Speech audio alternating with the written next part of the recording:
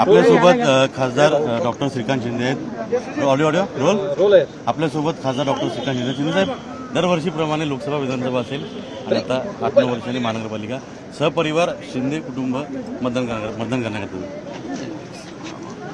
गेल्या अनेक वर्षाची परंपरा आहे की सगळ्यांनी एकत्र मिळून जे आहे मतदान करायचा पूर्ण परिवार जो आहे हा मतदान करत असतो. आणि आजही जे आहे सगळ्यांनी 3 पिढ्यांनी एकत्र जे आहे मतदान केलेलं आहे.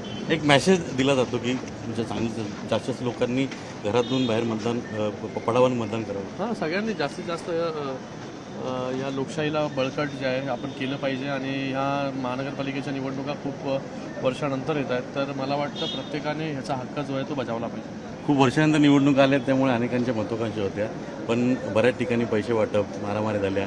काही ठिकाणी पैसे वाटण्याचे प्रकार, ठाणे असेल, कल्याणमुली असेल, उल्हासनगर असेल, बऱ्याच ठिकाणी घडलेले आहेत. त्याबद्दल काय? या सगळ्या गोष्टी ज्या आहेत त्या घटना ज्या आहेत त्या घडल्या नाही पाहिजे. लोकशाहीची प्रक्रिया आहे, याच्यामध्ये सगळ्यांना उभं राहण्याचा अधिकार आहे आणि त्या एका ट्रान्सपरंट प्रोसिजरने ज्या आहेत त्या सगळ्या गोष्टी ज्या आहेत त्या पार पडल्या पाहिजे. त्याच्यातून जो आहे जो आपला उमेदवार आपल्या हक्काचा उमेदवार जे आहे तो लोकांना निवडता आला पाहिजे. आणि ते मला वाटतं आता बहुतेक ठिकाणी तर सगळ्या गोष्टी चांगल्या प्रकारे चालूच आहेत, पण काही ठिकाणी जे आहेत त्या तुरळक ठिकाणी इलेक्शन्स आहेत, या सगळ्या गोष्टी छोट्या मोठ्या होत असतात. ठाण्यात बऱ्याच ठिकाणी मतदान केंद्रावरती वोटिंग मशीन ज्या आहेत त्या काही काळ बंद होत्या. थोडं गोंधळाची परिस्थिती निर्माण झाली होती. नाही, तिकडे जे आहे ते मला वाटतं मशीन जे आहे ते लगेच चेंज करण्याचं काम देखील इलेक्शन कमिशन त्या ठिकाणी करतं. बोटावरची शाई पुसली जाते. व्हिडिओ व्हायरल होता ठाण्यातून.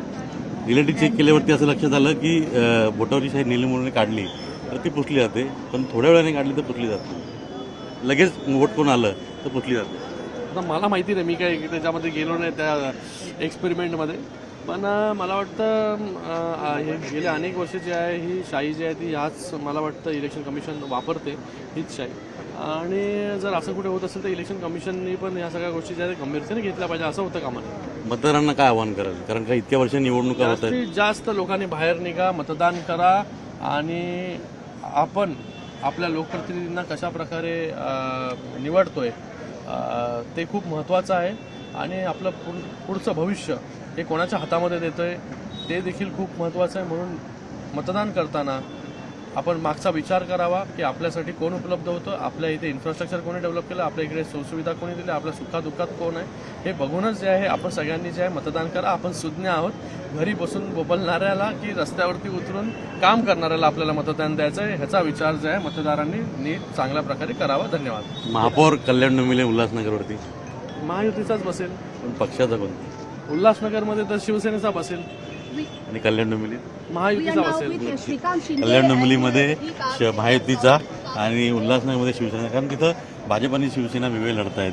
बोटावरची शाही या विषयावर देखील त्यांनी स्पष्ट केलं, पण जास्तीत जास्त लोकांनी मतदानाकरता बाहेर पडावं आणि आपल्या भविष्याकरता मतदान करावं हे देखील आवाहन खासदार डॉक्टर श्रीकांत शिंदे यांनी केलेलं आहे.